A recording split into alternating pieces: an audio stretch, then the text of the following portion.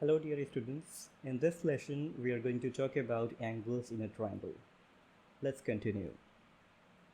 So students, whenever we talk about a triangle, you know that there exist three interior angles.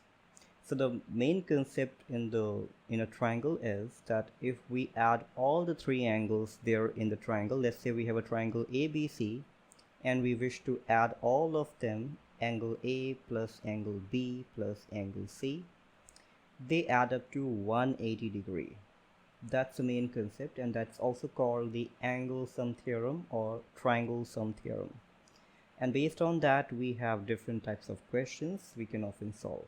So the idea is, no matter which kind of triangle it is, no matter it's a scalene, obtuse angle, acute angle, triangle, whichever triangle it is, if it has three sides, it's definitely add up to 180 degree. Look at this.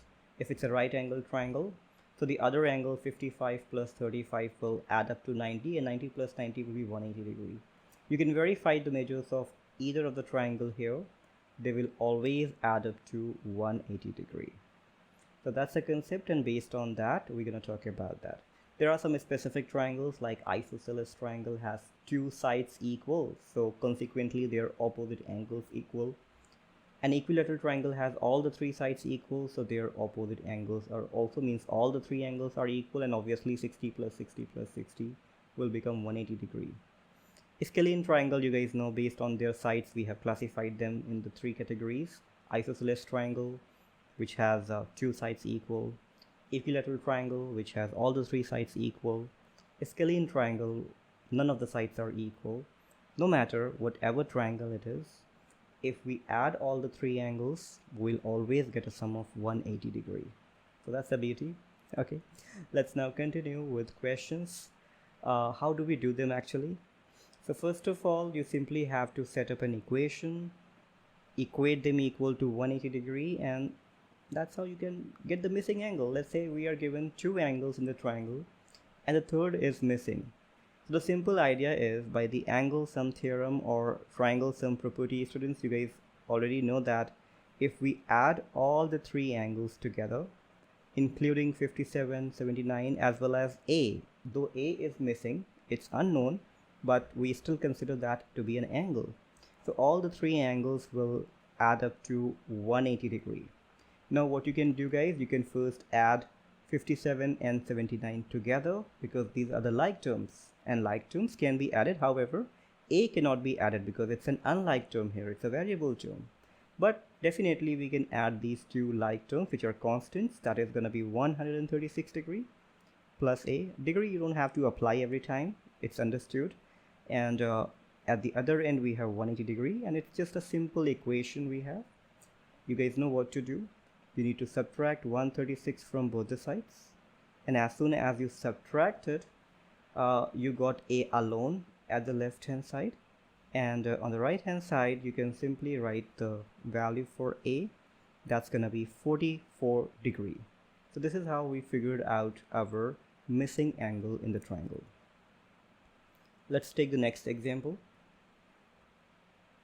It's a right angle triangle, so it looks like we are given only one angle, but actually whenever it's understood that if it's a right triangle and we have a square at one vertex, it's obviously understood that it's going to be 90 degree, no matter even if they write it or not. If there is a square, you can pre-assume to be 90 degree. Again, the same idea, students, we have to add all the three angles together like this, and they add up to 180 degree. So this is how we just got 109 here equals 180 degree, as we added these two like terms. The last thing we need to do is to simplify this equation, and as we simplify this equation, students, we get the value of our missing angle, that is B. That comes to be 71 degree in that case. Simple. Let's move to the next question. Isosceles triangle. Now that's important to students. As I told earlier, whenever we talk about an isosceles triangle, it has two sides equal. The sides which are given with slashes, they are equal. So by default we can consider one theory that if the two sides equal, their opposite angles are also equal. That's very important to understand. No matter they haven't given this angle, but you should know that the sides are equal, so their opposite angles have to be also equal. And then you go with the same theory that three angles 64, 64 and C will add up to 180 degree. You then simplify the equation. 128 plus C equals 180. You subtract 128 from both the sides. I'm going to do it direct here. That's going to be 52 degree. This is how you solve that. So the idea is, whenever you have an isosceles triangle, obviously it has two equal sides. Consequently, its opposite angles are also equal. Let's take one more example. It's again an isosceles triangle, students.